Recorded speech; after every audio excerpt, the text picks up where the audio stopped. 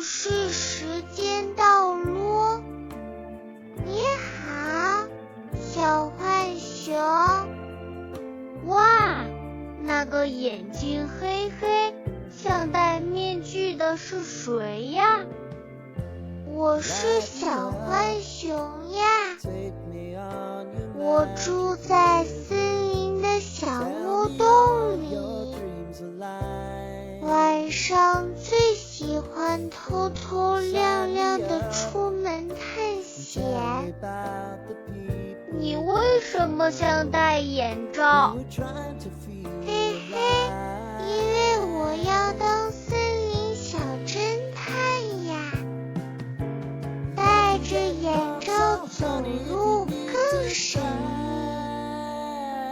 哈哈哈，没人发现我。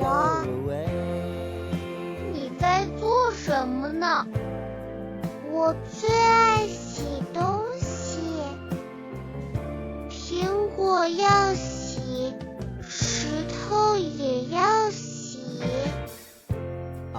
洗一洗咕噜咕噜就亮晶晶。你吃什么？